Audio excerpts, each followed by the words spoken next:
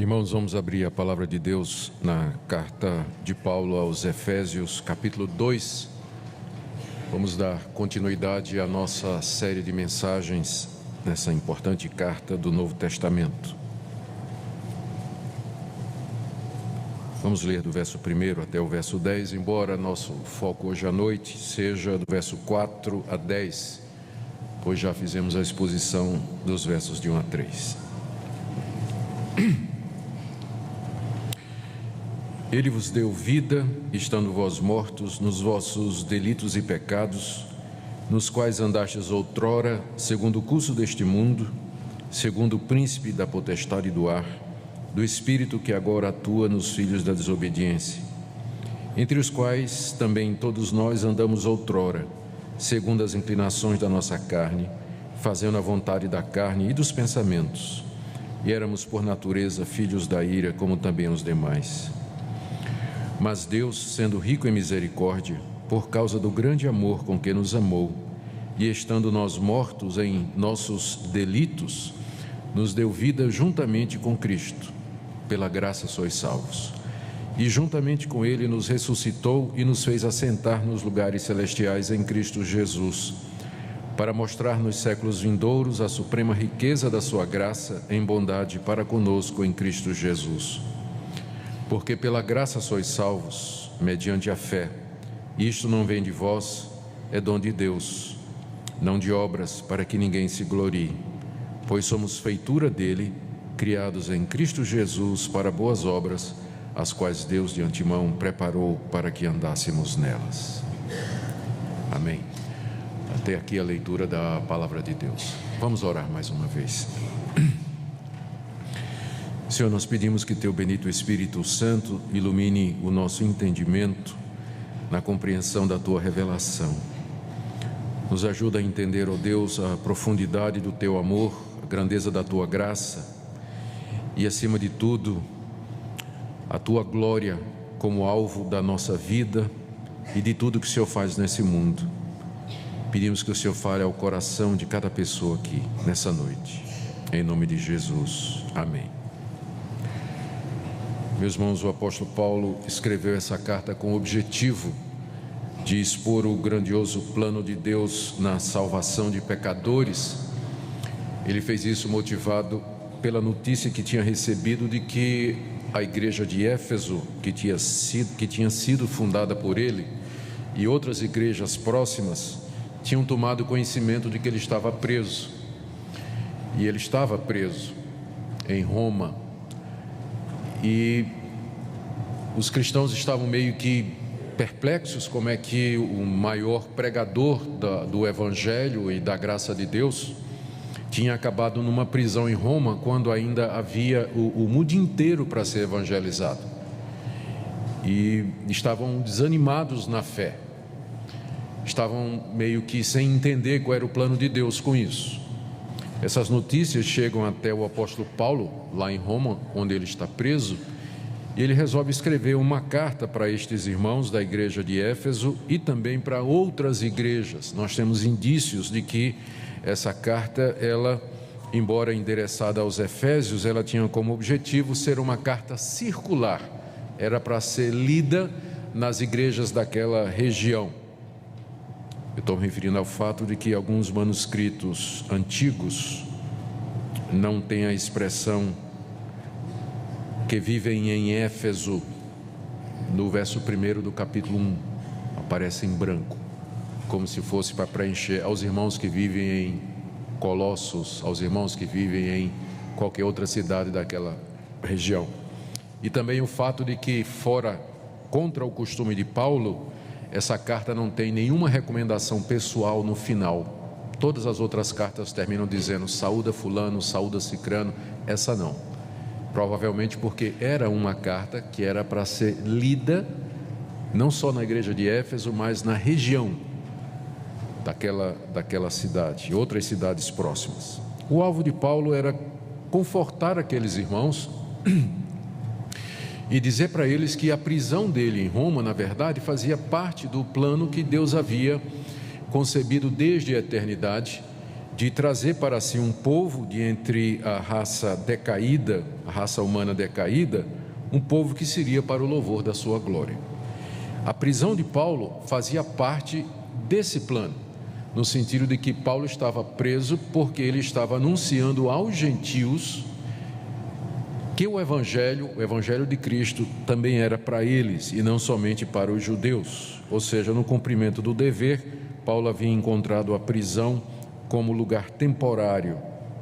Depois ele sairia daquela prisão, ainda pregaria o Evangelho alguns anos, depois voltaria a ser preso e morreria no ano 66, lá em Roma.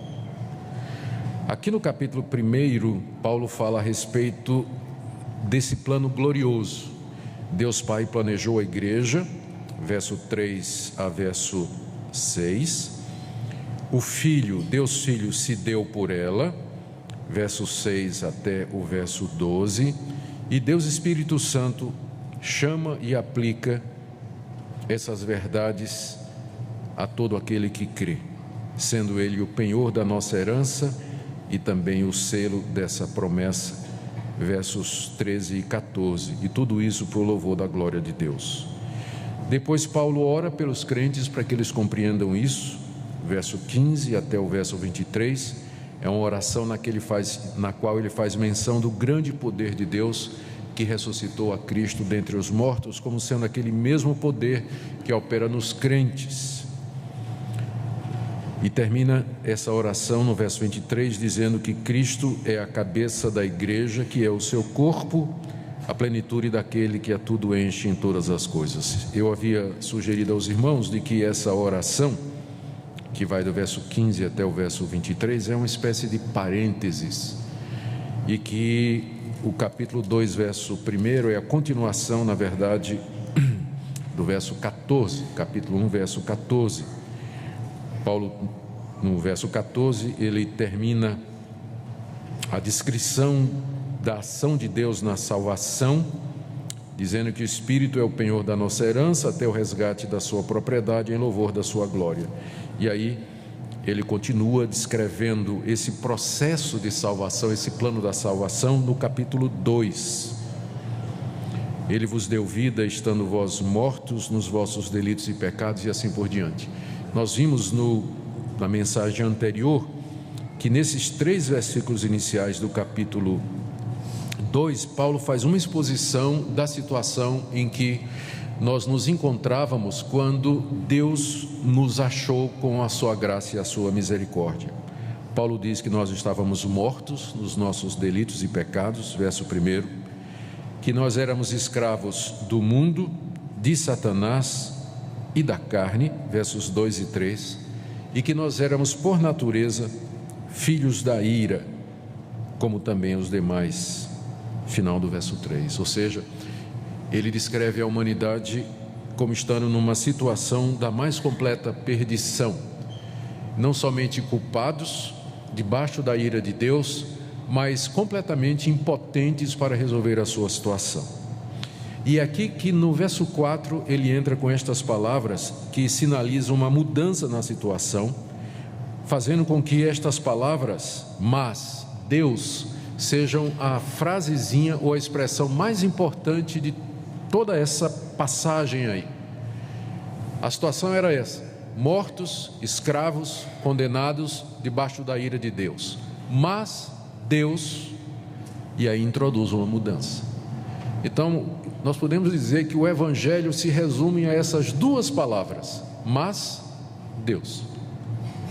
Éramos pecadores, miseráveis, perdidos, sem esperança nenhuma, mas Deus. Deus fez alguma coisa. Esse é o Evangelho. Esse é o Evangelho que Paulo começa a anunciar aqui a partir do verso 4. Ele diz que Deus fez alguma coisa. Ele vai dizer que Deus nos deu vida juntamente com Cristo. Mas Deus fez isso com base em 2 coisas. A causa, por que é que Deus fez isso? Se nós merecíamos a morte, se nós merecíamos a sua condenação, se não tínhamos direito a absolutamente nada, porque Deus nos salva. A primeira causa que Paulo apresenta aí Está no verso 4. Mas Deus, sendo rico em misericórdia. Misericórdia faz parte dos atributos de Deus, é isso que Ele é. Ele é um Deus misericordioso, é um Deus que trata com compaixão e não trata como merecem condenados como vocês e como eu. Misericórdia é aquilo que Deus tem para com pecadores perdidos. Conta que Nicolau Copérnico, o famoso cientista, quando morreu, queria que se escrevesse na sua tumba o seguinte: não quero a graça dada a Paulo, não quero o favor feito a João, quero somente a misericórdia feita ao ladrão na cruz. É exatamente isso. Aquela misericórdia que Deus teve com aquele ladrão na cruz. Hoje estarás comigo no paraíso, apesar dele ser o que ele era. Então, essa é a primeira causa pela qual Deus fez alguma coisa, a misericórdia dele. Ele não nos trata conforme nós merecemos, ele não nos dá aquilo que nós merecemos pelos nossos atos. Mas agora tem uma causa especial, essa é a causa geral, mas tem uma causa especial no verso 4, que Paulo acrescenta: por causa do grande amor com que nos amou. Esse amor aqui não é o amor geral de Deus para com a humanidade, tipo, Deus amou o mundo de tal maneira. Como Criador, Deus ama a sua criação, e é verdadeiro afirmar que Ele ama cada pessoa desse planeta, porque Ele é o autor da criação. Mas há um amor que é descrito aqui como sendo grande amor, que é o amor salvador de Deus, e que Ele tem apenas por aqueles que Ele amou desde a fundação do mundo, com amor salvador. Em teologia a gente faz essa distinção entre graça comum, ou seja, o favor de Deus para com todas as pessoas. Deus faz até mesmo para com aqueles que não acreditam neles. Deus faz gente bonita, famosa, rica, saudável, alegre, divertida, criativa. Deus abençoa a humanidade indistintamente, com dons, riquezas, favores e bênçãos. Isso é o que nós chamamos de graça comum. Mas a graça especial, que é a salvação, o perdão de pecados, é somente para aqueles que Ele quis desde a fundação do mundo, não é dado a todos. É a mesma coisa o amor de Deus. Você vai encontrar passagens na Bíblia que Deus amou o mundo, e é verdade. Deus ama pecadores, é verdade. Mas a Bíblia também fala aqui, como aqui por exemplo, do grande amor com que Ele nos amou. Paulo está falando do ponto de vista do cristão salvo. Ele me amou com um grande amor, é distinto daquele amor geral para com a humanidade. Então você vai encontrar passagens que vão dizer que Deus amou todos, é verdade, mas isso não quer dizer que Ele vai salvar todos, porque o amor salvador, o amor eletivo, a misericórdia que salva, ela é dada somente para os eleitos, antes da fundação do mundo. Então a causa geral primeiro é a sua misericórdia. Então Deus, porque Ele é o que Ele é, Ele nem sempre retribui aos pecadores do jeito que os pecadores merecem. Isso se chama misericórdia. Mas o que faz com que Ele salve alguns pecadores da condenação que eles merecem é esse grande amor, esse amor especial que Ele tem por alguns desses pecadores. Deus, sendo rico em misericórdia, por causa do grande amor com que nos amou. E Paulo acrescenta uma frase para destacar esse amor e para dizer que realmente é imerecido: e estando nós mortos em nossos delitos. Ele acrescenta essa frase aqui, que ele já disse no verso 1, que nós estávamos mortos em nossos delitos e pecados, para deixar claro que a base da misericórdia de Deus e do grande amor com que Ele nos amou, não foi nada em nós. Deus não nos amou porque nós merecemos. Geralmente é assim na humanidade. A gente se sente atraído por alguém, a gente gosta de alguém por causa das qualidades que aquela pessoa tem. A pessoa é bonita, é agradável, fala bem, ela é criativa, ela é inteligente, ou enfim, né? O nosso amor geralmente nasce ou brota em reação a alguma virtude ou alguma qualidade que tem nas outras pessoas. Mas Paulo está dizendo aqui que esse amor salvador de Deus, ele não nasceu de nada, ele não é resultado de nada que Deus viu em nós que valesse a pena, porque nós estávamos mortos em nossos delitos e ofensas. Delito é a quebra da lei de Deus, é a afronta ao próprio Deus. Éramos inimigos e mesmo assim Deus nos amou. Ele teve misericórdia por causa da sua grande misericórdia e do seu grande amor, mesmo que nós o tenhamos ofendido com nossas ofensas, com nossos delitos e pecados, para não deixar a menor dúvida de que não foi porque Deus viu quem ia aceitar. Aqui está deixado de fora a teoria da presciência, né? Não, Deus viu quem ia aceitar. Como assim? Morto não aceita nada. Não foi porque ele viu. Aqui deixa de fora livre-arbítrio. Não, mas Deus me deu uma escolha e então eu usei esse meu livre-arbítrio para escolher. Morto não escolhe nada. Morto não tem livre-arbítrio. A origem toda é o amor de Deus, a misericórdia de Deus, a compaixão de Deus para conosco, estando nós mortos em nossos delitos. O que é que Deus fez? E o que vem em seguida vai confirmar tudo o que ele disse até agora. Paulo diz que Deus fez 3 coisas aqui. São 3 verbos e todos eles estão escritos no mesmo tempo verbal, no mesmo modo na língua grega. Primeiro, nos deu vida, está aí no verso 5. No verso 6, nos ressuscitou, e ainda no verso 6, e nos fez assentar nos lugares celestiais.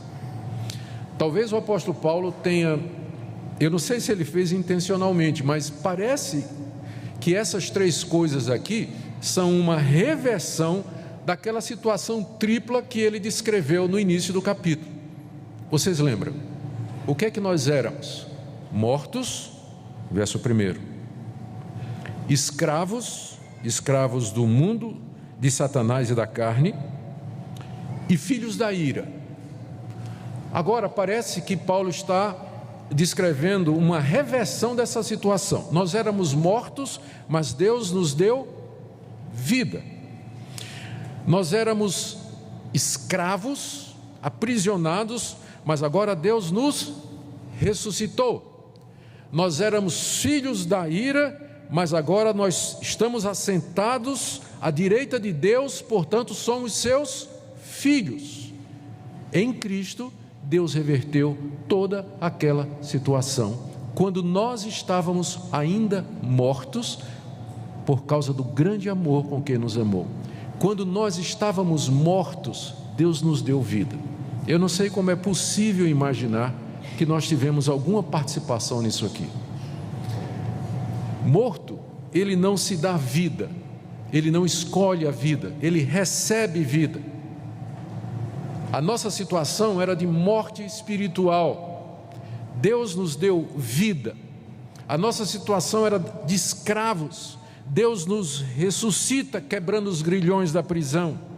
A nossa situação era de filhos da ira, debaixo da ira e da condenação de Deus. Deus nos faz assentar à sua direita, que era o local reservado para o príncipe, ao lado direito do rei, era onde se sentava o filho do rei. Deus nos fez assentar ali em Cristo Jesus, revertendo completamente essa situação. Paulo diz o tempo todo aqui que ele fez isso em Cristo. Veja, no verso 5, nos deu vida juntamente com Cristo. Verso 6, e juntamente com Cristo nos ressuscitou. E ainda verso 6, e nos fez assentar nos lugares celestiais em Cristo Jesus. Ou seja, essa intervenção de Deus, mas Deus, sendo rico em misericórdia, por causa do grande amor com que nos amou, estando nós mortos, Ele nos deu vida, nos ressuscitou, nos fez assentar à sua direita. Ele fez tudo isso em Cristo Jesus, mediante Cristo Jesus. E aqui nós estamos diante do que os teólogos chamam da união mística do crente com Cristo. Mística não no sentido que é usado hoje pejorativamente, né? Algo místico assim, não, mas espiritual. A união espiritual do crente com Cristo. É mediante essa união espiritual com Cristo, invisível e às vezes, aliás, não sentida, não é? Ela não produz nenhuma emoção em nós, porque é um estado em que Deus nos coloca. É dessa união nossa com Cristo que vem todas estas coisas: vida, ressurreição e exaltação. Você me pergunta quando é que isso aconteceu? Isso aconteceu primeiro lá na eternidade. Lá na eternidade, quando Deus Pai, Deus Filho e Espírito Santo, Trindade bendita, concebeu esse plano. O Pai escolheu aqueles que Ele quis e os deu ao Filho. Na eternidade isso foi feito. Cristo veio ao mundo para executar a base, para que isso se tornasse historicamente factível e realizável. O Filho veio, morreu, ressuscitou e sentou à direita do Pai. E acontece hoje, aqui e agora, quando qualquer um de nós que ainda não passou por isso, se arrepende dos seus pecados e crê em Jesus Cristo. Ele foi unido a Cristo em termos práticos, recebeu vida nova, está sentado à direita de Deus, ressurgiu dos mortos. A conversão é uma ressurreição espiritual. E não pensemos que acabou aqui, porque isso tudo é a base da ressurreição no dia do juízo. No último dia haverá a ressurreição dos mortos, e estes que já estão unidos a Cristo, eles haverão de ressuscitar para a vida eterna e para o novo céu e nova terra, onde habita a justiça. São tantas coisas que essa passagem nos ensina, mas eu quero destacar apenas essa. Nós estávamos mortos em nossas ofensas, delitos e pecados, mas Deus nos deu vida lá na eternidade, conseguida ou procurada e executada por Cristo no tempo e no espaço, há 2000 anos atrás, e aplicada a mim e a você, quando você se arrependeu dos seus pecados e creu, e consumada na vinda de Cristo, quando haverá a ressurreição dos mortos. Esse é o plano de Deus. É por isso que Paulo já antecipa o que ele vai dizer no verso 5 aqui, final do verso 5: pela graça sois salvos. Não pode haver, portanto, nenhuma outra conclusão. A salvação é pela graça, é pela graça de Deus. Ele está dizendo isso o tempo todo. Primeiro ele começou dizendo: olha o que é que nós éramos, mortos, escravos e inimigos de Deus. E olha quem Deus é, rico em misericórdia. Ele tem um grande amor para conosco quando nós estávamos mortos. Olha o que Ele fez, Ele deu vida quando vocês estavam mortos. Qual é a única conclusão que se pode chegar? Que a salvação é pela graça. Não é de mérito, não é de favor, não é de merecimento, não, só pela graça de Deus. Por que Deus fez tudo isso? É a grande pergunta. A gente pode entender que Ele tem um grande amor, a gente pode entender que Ele é um Deus de misericórdia, mas sendo Deus quem Ele é, por que Ele faz isso? A resposta está no verso 7. Para mostrar nos séculos vindouros a suprema riqueza da sua graça em bondade para conosco em Cristo Jesus. A gente poderia até pensar numa certa altura que Deus fez isso porque nos amou. Não há dúvida, Paulo está dizendo isso. Ele disse isso no verso 4, por causa do grande amor com que nos amou. Mas aqui no verso 7 ele introduz uma finalidade maior, que vai além do amor de Deus por nós, que é a sua própria glória. Deus faz todas as coisas com um fim último em mente, que é a sua própria glória. Deus nos ama, é verdade, mas tem uma coisa que Ele ama mais do que a nós: a sua própria glória. Ao dizer isso, eu sei que muita gente vai estar pensando, mas esse é um Deus bastante egocêntrico, né? Um Deus egoísta, que vive procurando a glória dele. Mas se não fosse assim, Ele não seria Deus.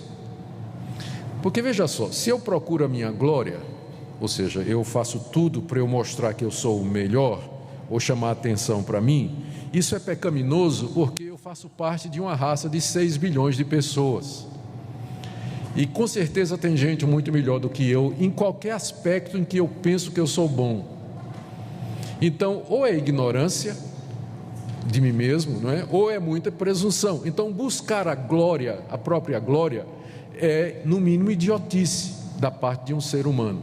Mas imagine um ser que não tem rival, só existe um como ele, não há ninguém que possa se comparar a ele, que ele existe desde toda a eternidade, e que ele é o Criador de todas as coisas, que ele é perfeito em todos os seus atributos.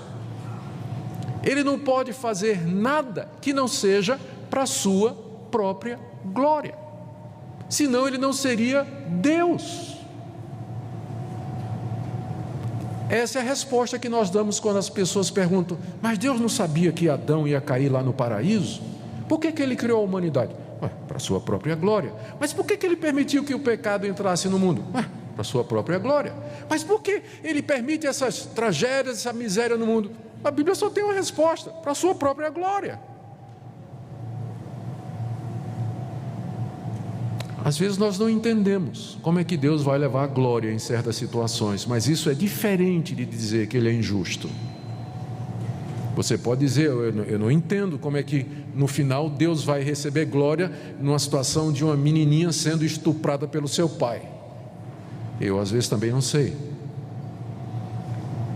mas eu sei que Ele é justo, que Ele é verdadeiro e que Ele é bom,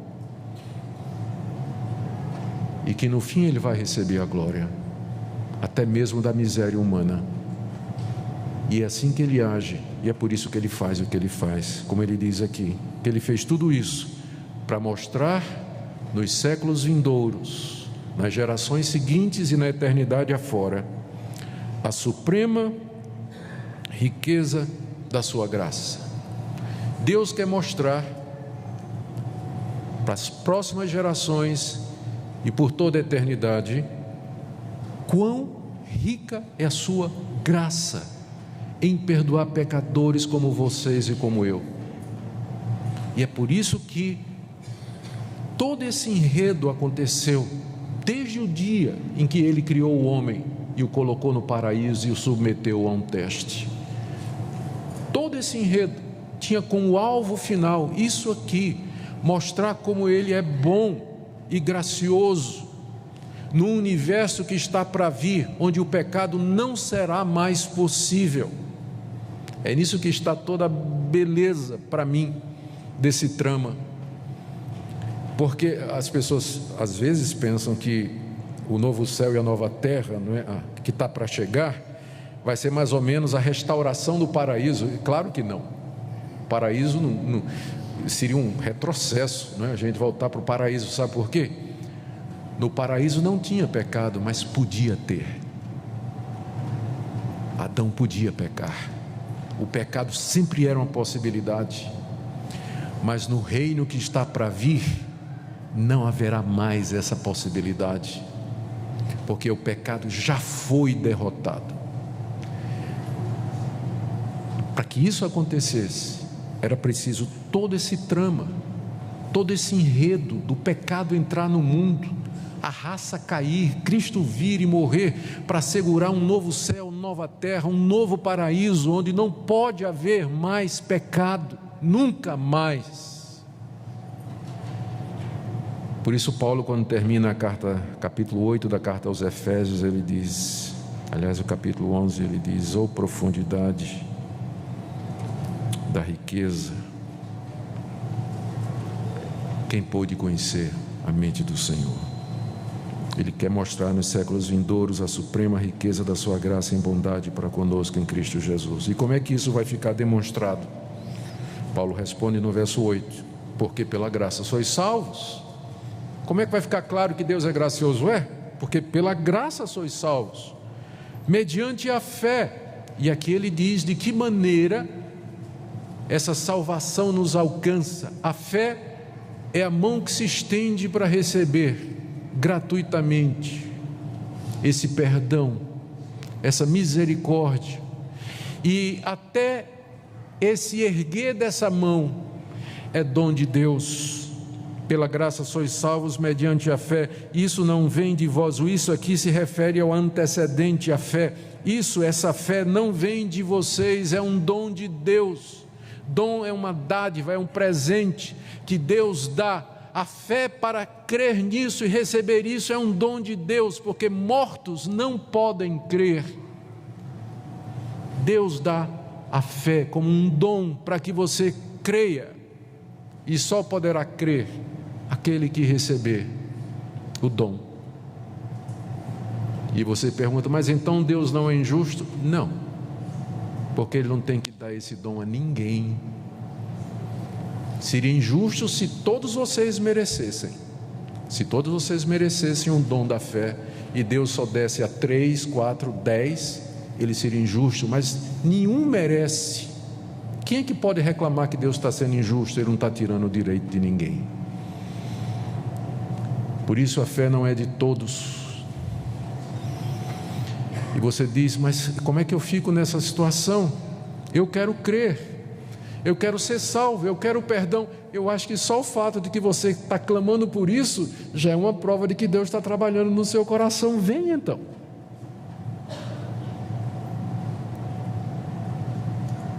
Porque muita gente não quer nem saber disso, não está nem interessada nisso.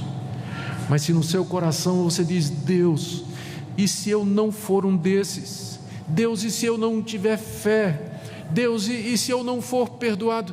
Eu penso que apenas aqueles que Deus vem trabalhando no coração é que vão sentir esse tipo de pensamento, ou ter esse tipo de atitude. E se você no seu coração está com essas dúvidas e esses questionamentos, venha. Jesus disse, aquele que vem a mim, de maneira nenhuma o lançarei fora. A fé é um dom precioso de Deus, mas ao mesmo tempo Ele diz, venha. Se você tem sede, venha. Se você tem fome, venha. Creia em mim. As conclusões que Paulo chega. Verso 8: pela graça sois salvos mediante a fé. Isso não vem de vós, é dom de Deus. Portanto, verso 9: não de obras, para que ninguém se glorie. Se a salvação dependesse de você, de uma atitude sua, o mínimo que fosse, você podia se gloriar. Gloriar significa você poderia tomar algum crédito. Imagina o céu, você lá batendo no peito e dizendo, eu estou aqui porque eu criei, como se crer fosse uma virtude sua, uma decisão sua.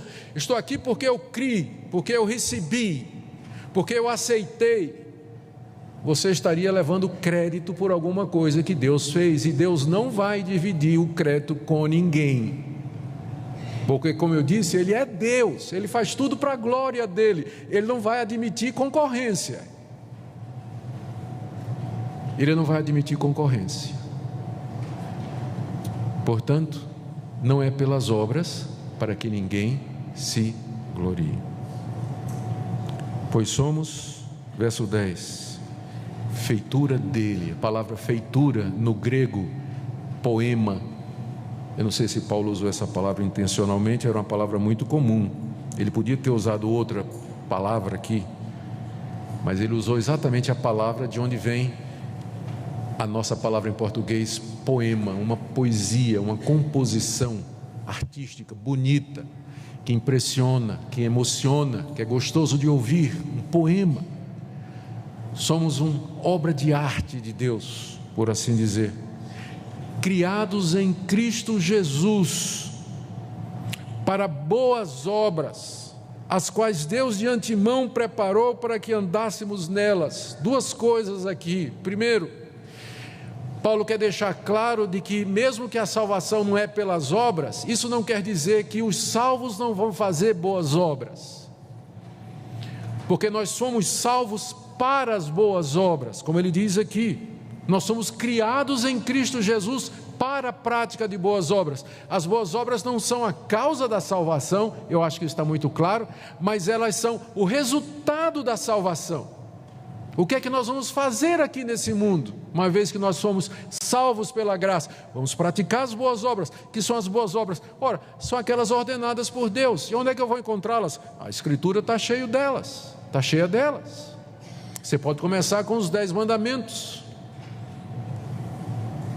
amar o seu próximo, zelar pelo nome dele, cuidar da saúde dele, preservar a vida dele, zelar pelo casamento do seu próximo. Você faz isso não cobiçando a mulher dele ou o marido dela, zelando pelo nome dele. Você faz isso não difamando ou caluniando.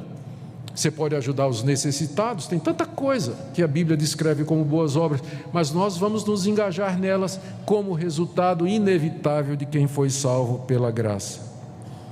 Essa é a primeira coisa que Paulo diz aqui. A segunda é para não deixar a menor dúvida de que a glória de Deus. Ele disse que Deus preparou inclusive estas obras.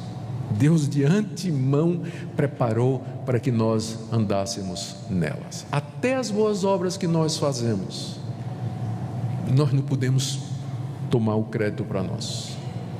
Nós não podemos tomar o crédito para nós da salvação, e nem depois de salvos das coisas que nós fazemos, porque até isso é tudo pela graça de Deus. Queridos, que conclusões nós tiramos aqui? Nós podemos tirar algumas conclusões. Primeiro, que aqueles que nos ensinaram desde os tempos bíblicos que a salvação é um dom de Deus, e essa é uma longa tradição histórica que começa com os pais da igreja, que vem por Agostinho, passa por João Calvino, os puritanos, e chega aos nossos dias. Nós chamamos do cristianismo histórico, e depois do século XVI, o cristianismo reformado. Nós cremos que essa é a posição mais correta, ou seja, que nós somos totalmente depravados, pecadores, indignos, e a salvação é pela graça, é um dom de Deus, não é qualquer merecimento nosso. Mas dito isso, nós temos que nos lembrar que isso não significa que nós temos que ficar parados, uma vez que somos salvos, mas servir a esse Deus pela prática das boas obras.